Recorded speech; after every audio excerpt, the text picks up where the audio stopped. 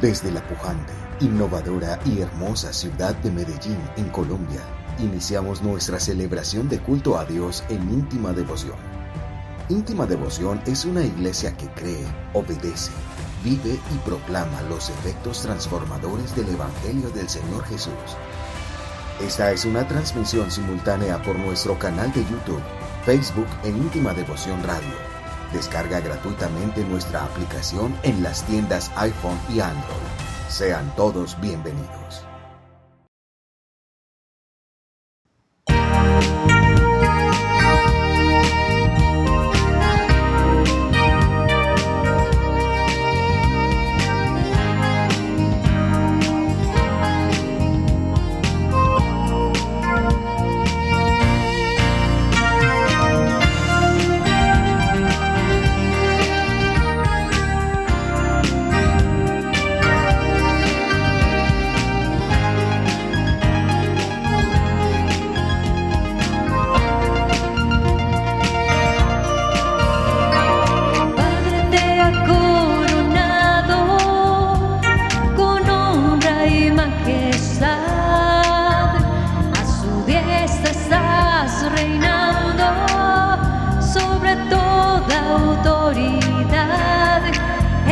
Jesús, el Hijo de Dios, mi adoración y mi amor te daré. Eres bendito, oh Jesucristo.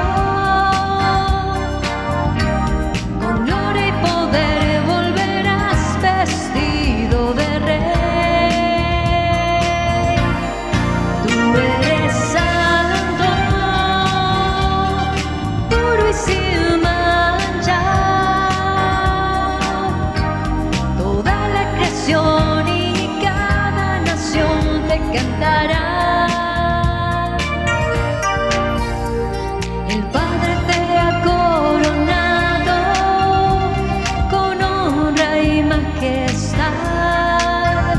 A su diestra estás reinando sobre toda autoridad. Eres Jesús, el Hijo de Dios.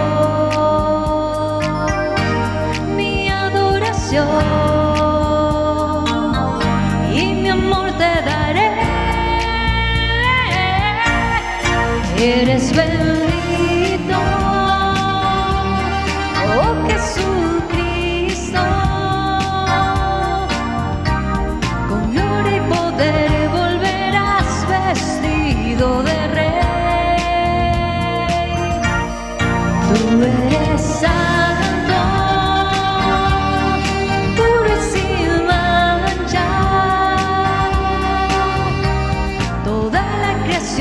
y cada nación te cantará.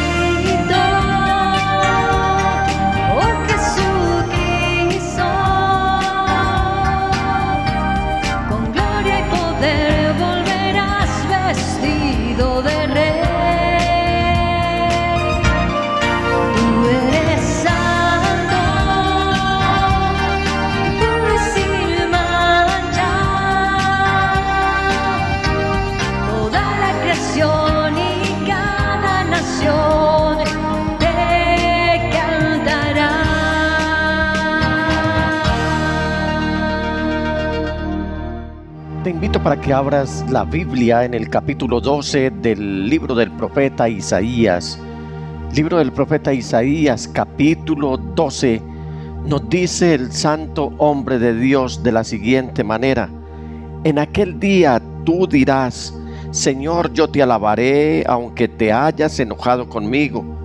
Tu ira se ha calmado y me has dado consuelo. Dios es mi salvación, confiaré en Él y no temeré. El Señor es mi fuerza, el Señor es mi canción. Él es mi salvación. Con alegría sacarán ustedes agua de las fuentes de la salvación. En aquel día se dirá: alaben al Señor, invoquen su nombre, den a conocer entre los pueblos sus obras, proclamen la grandeza de su nombre, canten salmos al Señor, porque ha hecho maravillas. Que esto se dé a conocer en toda la tierra. Canta y grita de alegría, y habitante de Sión, realmente es grande en medio de ti el Santo de Israel. Realmente es grande en medio de ti el Santo de Israel. Continuemos con este hermoso tiempo de alabanza y de adoración al Dios verdadero, a Jesús el Señor, y voy a pedirle a Claudia que nos siga ministrando en esta noche con tan bellas canciones y tan hermosa alabanza.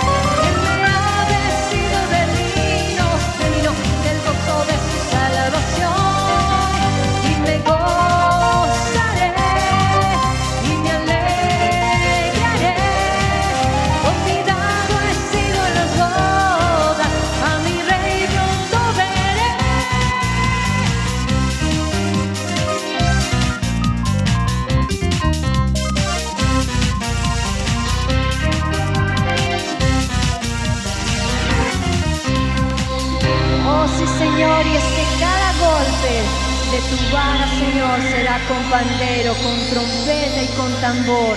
Por eso, Señor, hoy con júbilo cantamos a ti.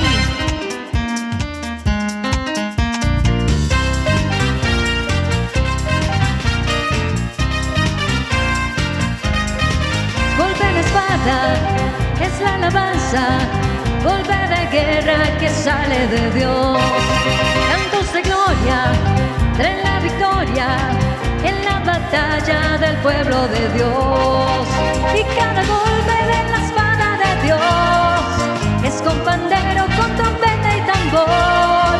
Y cada golpe de la espada de Dios es con pandero, con trompeta y tambor. Será con cantos de júbilo, cantos de júbilo, cantos de júbilo, cantos de júbilo. Golpe de espada es la alabanza, golpe de guerra que sale de Dios. Cantos de gloria traen la victoria en la batalla del pueblo de Dios. Y cada golpe de la espada de Dios es con pandero, con trompeta y tambor. Y cada golpe de la espada de Dios es con pandero, con trompeta y tambor.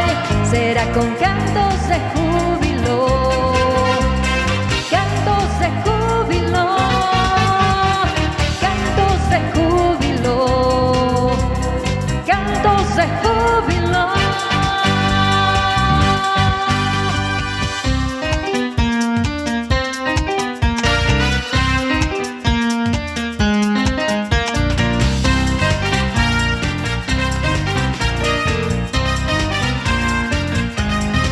Y cada golpe de la espada de Dios es con pandero, con trompeta y tambor.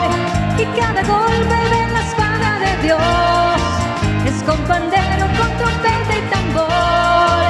Será con cantos de júbilo, cantos de júbilo, cantos de júbilo, cantos de júbilo, cantos de júbilo, cantos de júbilo, cantos de júbilo, cantos de júbilo. Oh sí, Señor, hemos levantado esta alabanza para ti, reconociendo tu grandeza y reconociendo que solamente tú eres nuestro Rey, que tú eres el que ha de venir por nosotros y que te esperamos, Señor.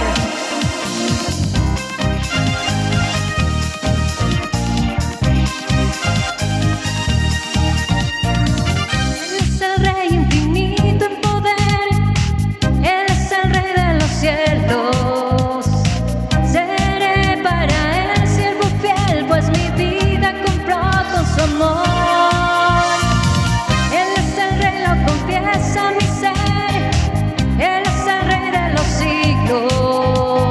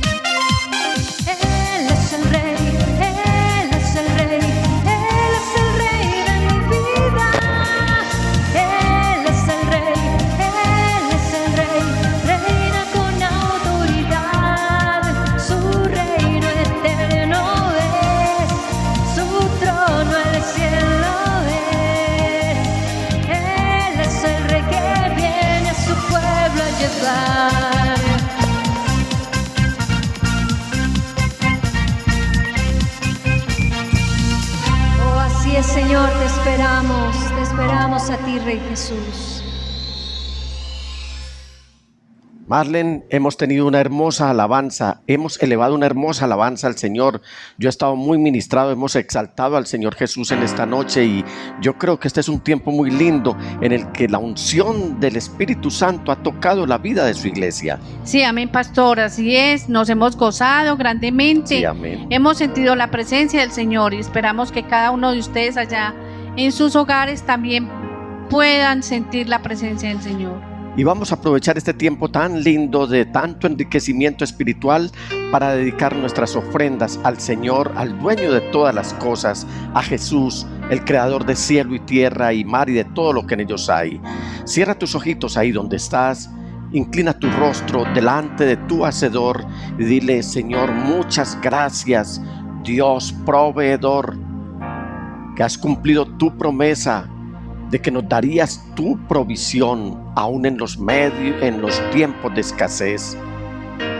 A ti no te afecta absolutamente nada de lo que suceda en el mundo y no dejas que afecte tampoco a los que en ti hemos puesto nuestra confianza. Gracias te doy, Señor. Recibe con agrado estas ofrendas. Aunque de verdad, Señor, ¿quién soy yo? ¿Quién es mi familia? ¿Quién es la iglesia para ofrecerte estas ofrendas a ti? Mas de lo recibido de tus manos, de eso te damos, porque tú eres el dueño de todo. En el nombre de Jesús, amén, amén y amén. Bueno, este es un tiempo también de mucho refrigerio, de mucho esparcimiento espiritual.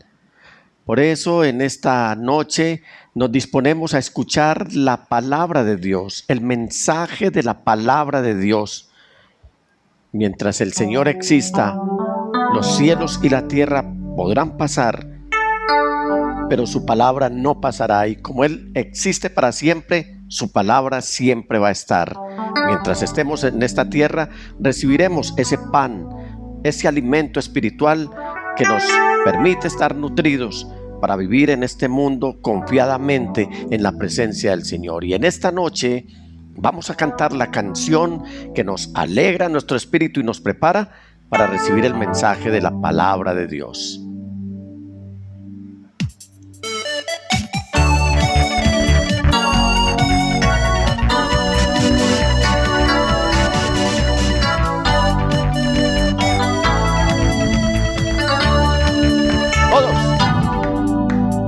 Este es un momento muy feliz. Vamos a escuchar su voz. Mi corazón está dispuesto. Ven, Señor, y háblame. Los dejo en compañía de nuestro pastor, el reverendo Nicolás Ocampo Jr. Que el Señor lo ayude, lo bendiga, lo respalde y confirme la palabra que le ha entregado a él en esta noche para nosotros. Sí, así es. Amén, pastor. Buenas noches, qué alegría poder acercarme hasta sus hogares para compartir con ustedes la palabra del Señor. Quiero invitarles que por favor abran sus Biblias en la carta a los Hebreos, capítulo 9, versículo 27. Carta a los Hebreos, capítulo 9, versículo 27. Y dice la palabra del Señor allí: todos nosotros moriremos una sola vez, y después vendrá el juicio. Una vez más.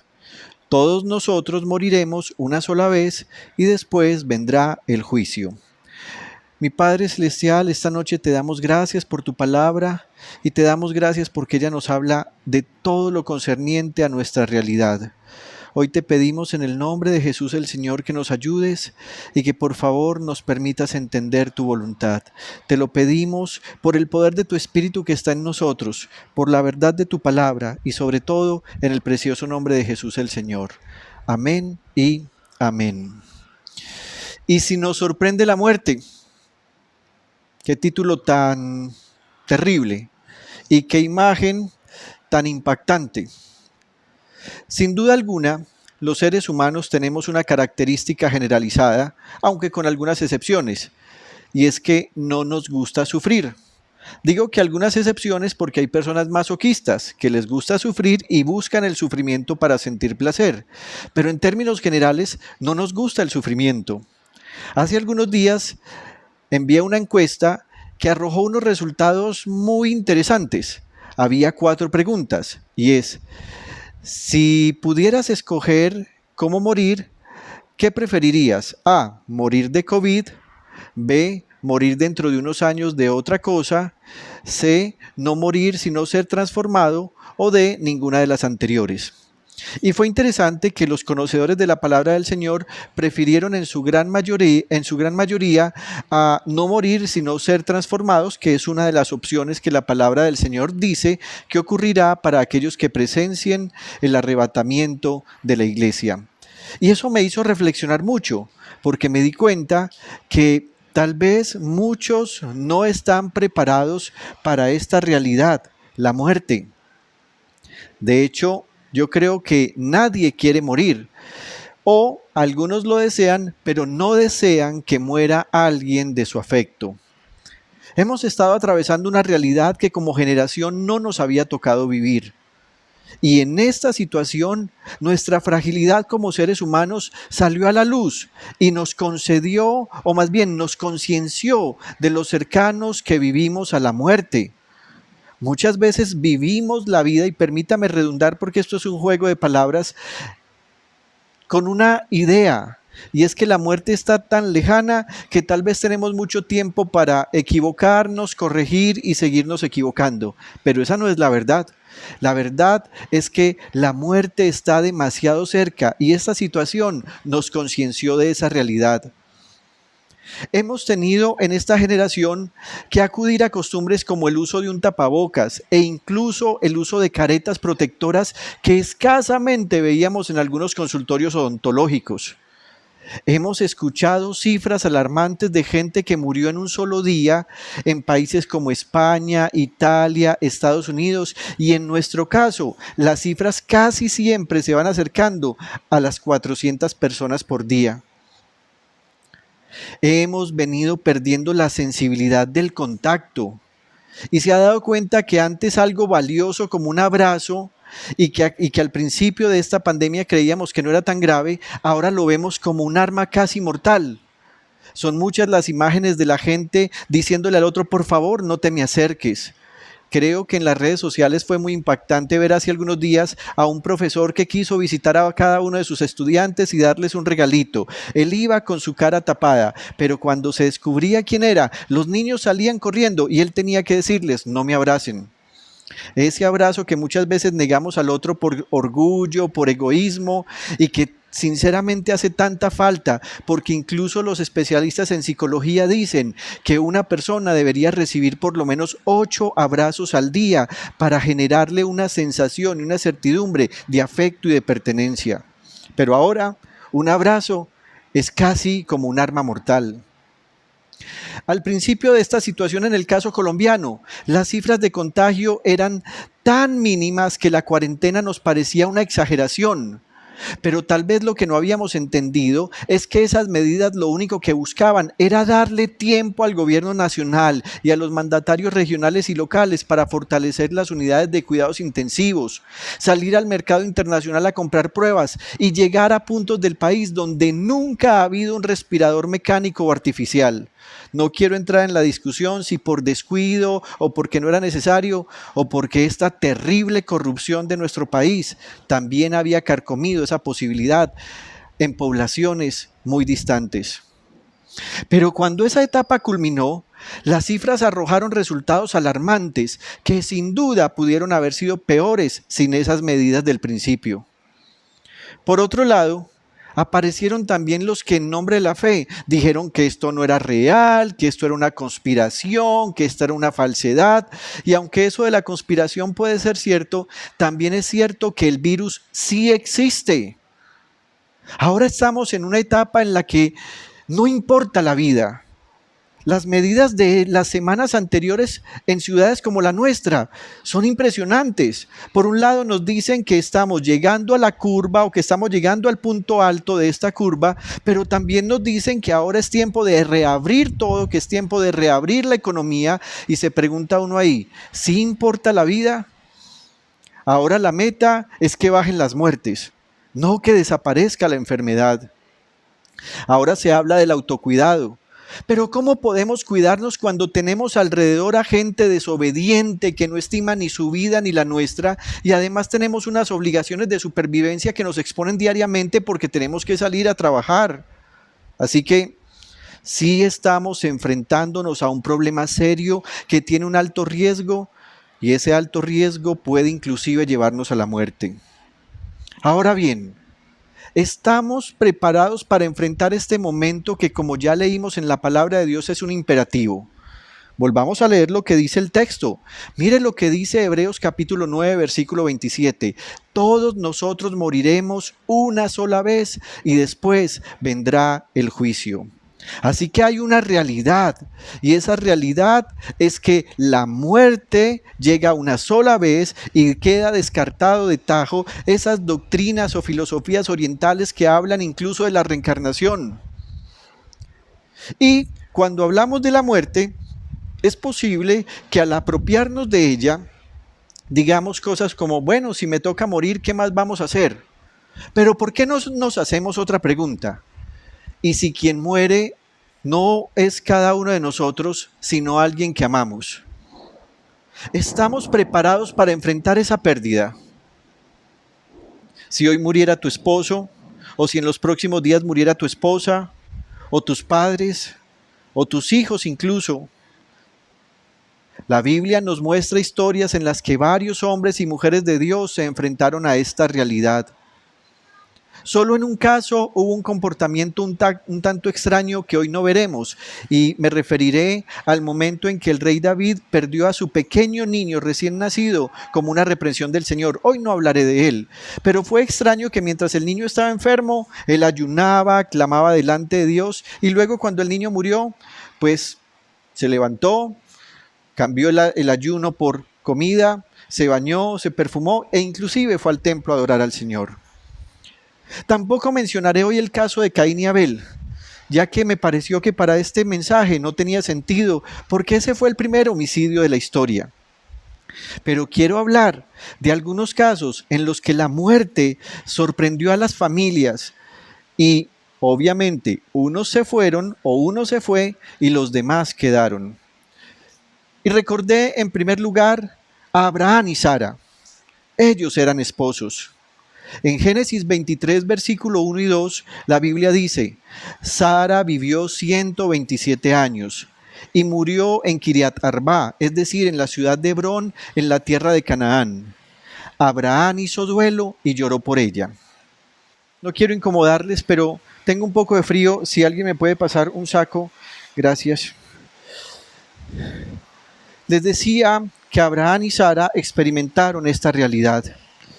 Y el texto del capítulo 23, versículo 2 dice, Abraham hizo duelo y lloró por ella.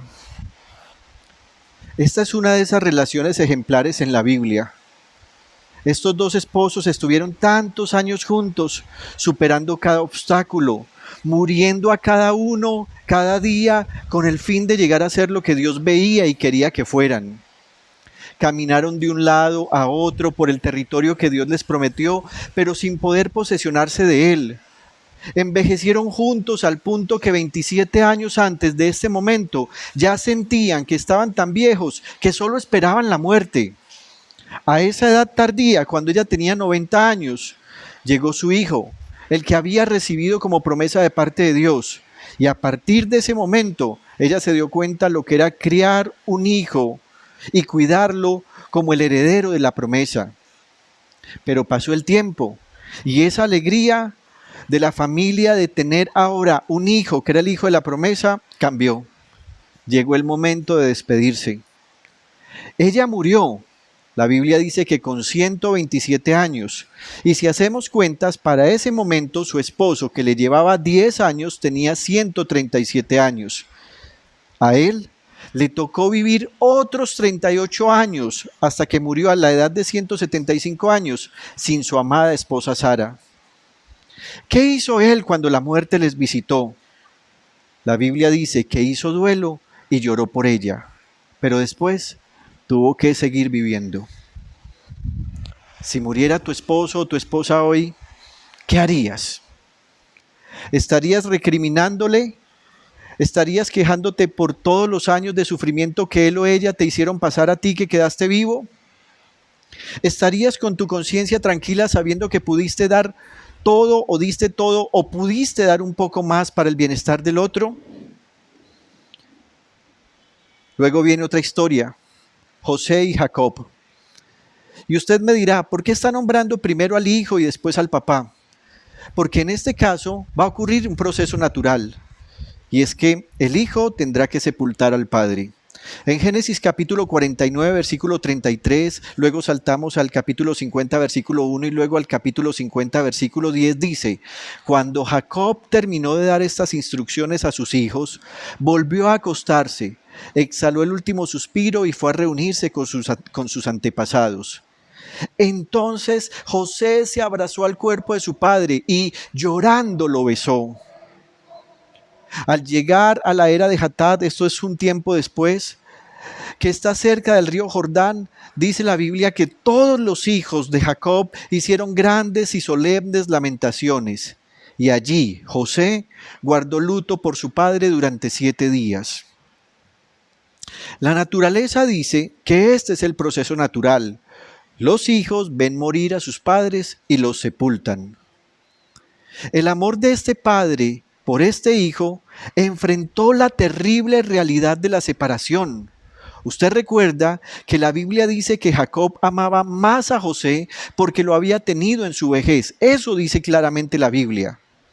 Además, esto no lo dice la Biblia, pero desde mi óptica, José fue el primer hijo que le dio a Jacob, su esposa Raquel, a quien él amaba, porque en realidad cuando era joven trabajó muchísimos años por obtenerla a ella como esposa. Ella durante mucho tiempo estuvo estéril, tanto que la Biblia dice que pudo tener un hijo cuando Jacob ya estaba viejo. Y cuando ese niño ya nació, se llamó José. Y la Biblia dice que Jacob amó a José porque lo había tenido en su vejez. Pero a pesar de tenerlo, la Biblia también nos dice que José, el hijo, fue separado de su padre cuando éste tenía tan solo 17 años. Y a partir de ese día, Jacob empezó a vivir como si su luz se apagara, al punto que desde ese día la Biblia dice que guardó luto y no permitió que se le consolara. Usted puede leer esto en Génesis capítulo 37, versículos 33 al 35. Hoy no lo vamos a leer, pero se lo repito para que lo busque. Génesis capítulo 37, versículos 33 al 35. Toda esta historia hacía parte del plan que Dios había trazado para preservar la vida de Israel como nación. Pero en últimas, la verdad es que aunque a Jacob le dijeron que su hijo había muerto, él no estaba muerto. Al pensar en esta historia, me daba cuenta que esta es la realidad de muchos que han sido separados de su familia. ¿Cuántas personas en nuestra nación fueron separados de su familia por un secuestro, por un robo, por un cambio de identidad o porque las drogas les arrebataron la dignidad y los convirtió esas drogas en habitantes de calle y ahora ni ellos ni nadie saben dónde están? ¿Cuántas veces hemos escuchado historias de familias que están buscando a sus hijos porque las drogas los atraparon y se perdieron del mapa? Nadie sabe dónde están. En esta historia, la Biblia dice que luego de años de separación, Jacob y José se encuentran, pero tiempo después, la muerte les visitará y Jacob será llevado de la tierra de los vivientes. ¿Qué hizo José? Ya leímos que cuando su papá murió, él abrazó el cuerpo de su padre, lloró, lo besó y guardó luto por su muerte. Ahora vamos a mirar otra historia donde cambian las circunstancias y el orden. David y Absalón. Ahora vamos a hablar de un papá y de un hijo. Ahorita estuvimos hablando de un hijo y un papá. Aquí es el papá el que va a ser separado de su hijo porque el hijo morirá. La Biblia nos cuenta la historia de este joven Absalón. Él pensaba que iba a ser el rey de Israel. Y la palabra del Señor dice que llegó a un punto en el que se rebeló contra su padre, armó un ejército, convidó a gente importante del país y estando en un asado o en una cena con esa gente, él se autoproclamó rey. Y entonces se fijó una meta: matar a su propio padre. Ese padre que lo había educado y que de alguna manera creía que estaba preparado para ocupar el reino años más tarde. La Biblia dice que entonces el rey David tuvo que huir de su palacio, se llevó a las personas cercanas y un grupo de militares fieles a él se fueron corriendo del lugar, y en esa travesía hasta aparecieron personas que insultaban al rey David y lo acusaban de delitos que él no había cometido. Mientras tanto, su hijo Absalón entró en la ciudad de su padre, se sentó en su trono, se acostó con las concubinas de su padre, que era una forma de demostrar que él tenía más poder y que ahora no le importaba a su padre. Y peor aún, planeó un ataque para asesinar a su padre y a sus familiares porque él quería arrebatar el reino, que en realidad era Dios quien otorgaba y no los hombres. La Biblia dice que en ese proceso se armó una tremenda batalla y entonces el ejército del rey David sale a pelear contra el ejército que Absalón había formado en pocas horas. Y dice la palabra del Señor que finalmente Absalón murió en esa batalla porque un familiar suyo llamado Joab prefirió matarlo por amor al rey David. En el segundo libro de Samuel, capítulo 18, versículo 33, la Biblia nos dice que la noticia llegó hasta el rey David. Al oír esto, el rey se estremeció y mientras subía al cuarto que está encima de la puerta, lloraba y decía: ¡ay, Absalón, hijo mío, Absalón, hijo mío! Ojalá hubiera muerto yo en tu lugar. ¡Ay, Absalón, hijo mío, hijo mío! Ya les dije que este Absalón se rebeló contra su padre al punto que salió a perseguirlo para matarlo. Absalón era el tipo de hijo con muchas aspiraciones de poder, pero con un corazón torcido por la violencia, la venganza y la ausencia de Dios. Cualquiera pensaría que tras estas características, hasta su propio padre deseaba la muerte de él. Y aunque eso ha pasado en este mundo cruel y malvado, la verdad es que la naturaleza indica que por más malo que sea un hijo, sus padres sufrirán el hecho de verlos morir. ¿Cuántas críticas recibió el rey David? Inclusive en ese pasaje, Joab, que fue quien dio la orden y mató a este muchacho, critica al rey porque estaba haciendo su lamento. Pero la Biblia nos dice una cosa muy importante. ¿Qué hizo el rey David? Dice que se estremeció, lloró y hasta deseó ser él el muerto y no su hijo. Los padres nunca estarán preparados para ver morir a sus hijos, porque es un hecho que no es común, no es el que Dios preparó en la naturaleza. En el punto anterior les dije, la naturaleza dice que los hijos sepultan a los padres, pero si hay algo doloroso, es que un padre tenga que sepultar a un hijo. También la Biblia nos va a hablar otro caso, cuando perdemos a personas que no son nuestra familia, pero es como si lo fueran, nuestros amigos. Y para esto tomaré el ejemplo del Señor Jesús mismo, cuando murió Lázaro.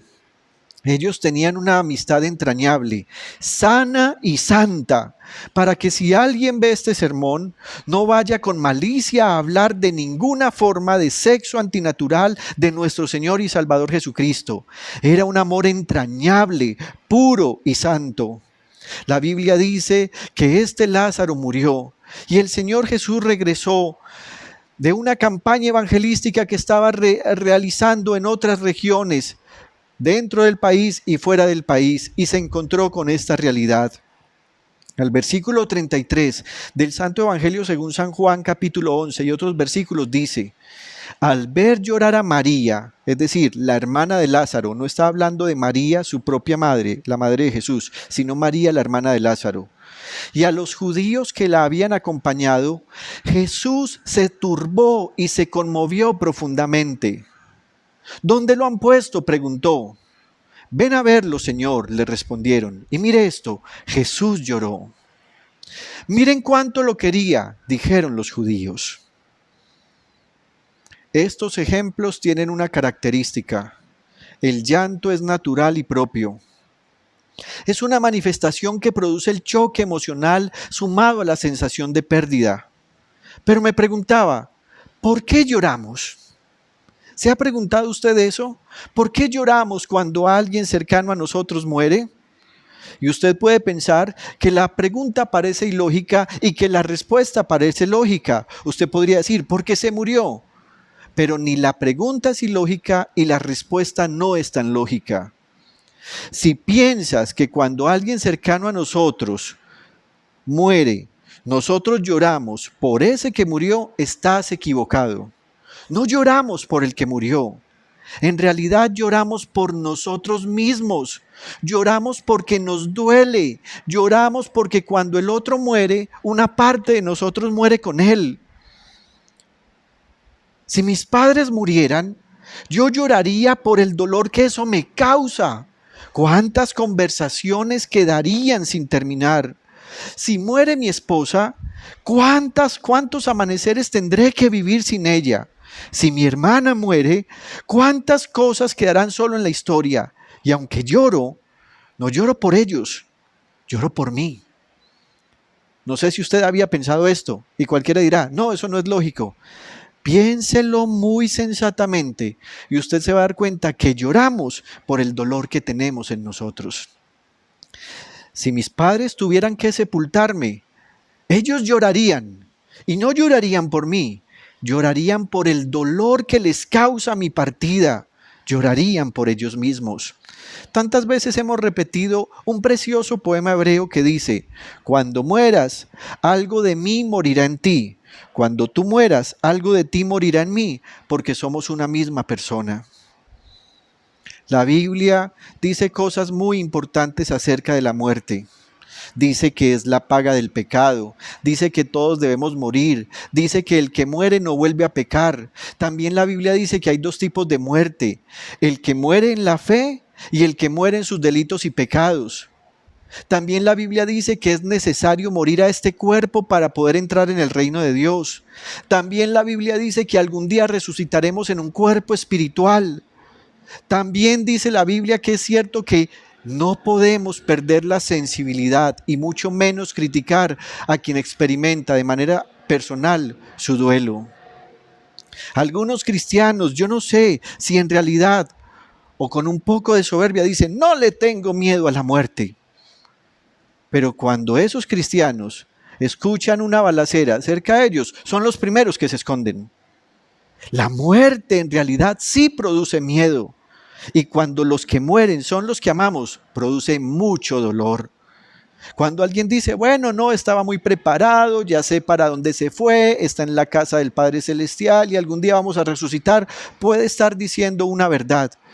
Pero algunas veces esa verdad está rodeada y cubierta de un poco de crueldad y de insensibilidad. La Biblia dice algo muy contrario acerca de Dios cuando ve que sus justos mueren. En el Salmo 116, versículo 15, en la Nueva Traducción Viviente dice una cosa que me impactó tremendamente. Dice, al Señor le conmueve profundamente la muerte de sus amados. Alguien podría decir, el Señor debería estar feliz porque ya fueron a Él.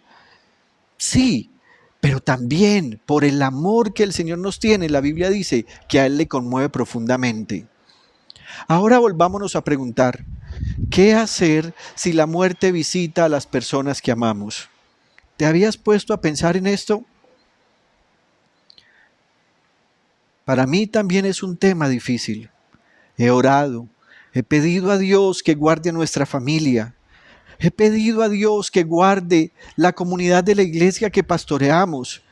Siempre estoy pidiendo por usted al Señor, suplicándole que Él tenga compasión de usted y de su familia, para que a pesar de esta terrible pandemia podamos salir victoriosos. Y sé que el Señor ha respondido. Pero también quiero decirle, ahora que estas medidas están cambiando, siento en mi corazón que más riesgo vamos a tener.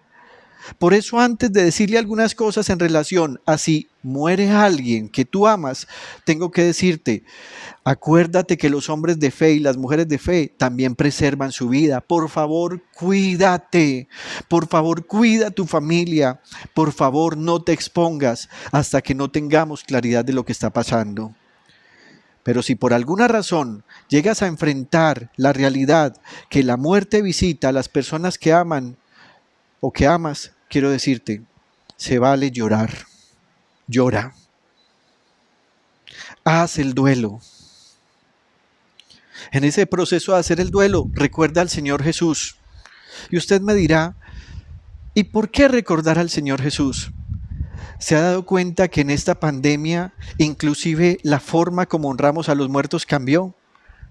Si alguien muere de esta enfermedad, entonces te avisan con una llamada telefónica, no te permiten ver el cuerpo de tu familiar, sino que tienen que cremarlo y luego te entregan tan fríamente una cajita con las cenizas. Y eso debería hacernos pensar en cómo fue la muerte del Señor Jesús. Todos lo dejaron y las personas que hicieron el sepelio fueron tan poquiticas que la Biblia las nombra con su nombre propio, permítame redundar. En cuarto lugar, quiero pedirle, no haga rezos, ni oraciones, ni novenas, porque Dios abomina el culto a los muertos. Si vas a publicar algo en tus redes sociales porque un familiar tuyo murió, no lo hagas como hablándole a él. Hay personas que escriben cosas como, papá, ¿cuánta falta me haces? Pero sé que me estás mirando desde el cielo. No hagas eso, porque ya no hay forma de comunicarnos con ellos. ¿Quieres hacer un homenaje? Entonces hazlo como en tercera persona, no como un diálogo. Este fue mi papá, un hombre honorable, lleno de debilidades, pero también firme, fuerte en su carácter. Es solo un ejemplo. No quiero profetizar, porque no quiero que en este momento ni mi familia ni ustedes mueran. Es solo un ejemplo y una forma de decirle a usted, no le haga culto a los muertos, Dios abomina eso. Pero si hay algo que usted puede hacer, recuérdeles y hónreles en su corazón. Cuando las personas que amamos mueren, ya te dije, algo de nosotros murió con ellos. Así que recuérdales en tu corazón. Nunca se te ocurra hablar mal de alguien que haya muerto, así haya sido el peor ser humano. En sexto lugar, impúlsese a seguir viviendo. No permita usted que ese terrible dolor lo lleve a usted a la muerte. Se dice que cuando una pareja de esposos se ven enfrentados a la muerte porque uno de ellos dos se va, a lo sumo uno de ellos vivirá 5 años más después de esa partida. Ya vimos la historia de Abraham, tuvo que seguir caminando otros 38 años. Y en último lugar quiero decirle, si por alguna razón la muerte visita tu casa y se lleva a una persona que tú amas, lleva tu pena y tu dolor con altura. No te dejes llevar ni por las borracheras, ni por los vicios, ni que vas a acabar tu casa con violencia. Llora como te dije al principio, pero lleva tu pena y tu dolor con altura. El Señor Jesús comprende nuestro dolor. Y estoy hablando de esto porque es una realidad. Y por eso leímos en Hebreos capítulo 9, versículo 27, que todos tendremos que morir. Espero que esta noche además puedas reflexionar. ¿Cómo estás con tu familia? ¿Tienes una pelea casada hace muchos años de tal forma que esto ha llenado de amargura tu corazón y el de tus familiares y ahora ni se pueden ver? Creo que llegó el tiempo de la reconciliación, de pedir perdón y de perdonar. Y creo que es muy importante que si la muerte te llega a sorprender en tu casa con uno de tus familiares, tú puedas tener la conciencia tranquila y llorar a tu muerto, no por remordimiento, sino como una manera de honra. Mi Padre Celestial, esta noche te adoro en el nombre del Señor Jesús. Sé que este tema es algo muy incómodo, pero es una realidad.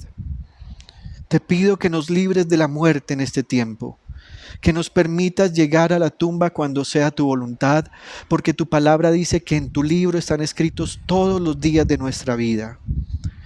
mi Padre Celestial, haz con nosotros como a ti te plazca, pero por favor te pido una vez más, guárdanos, cúbrenos y permítenos seguir sirviéndote un tiempo más. He orado a ti, mi Padre Celestial, en el dulce nombre del Señor Jesús y por el poder del Espíritu Santo.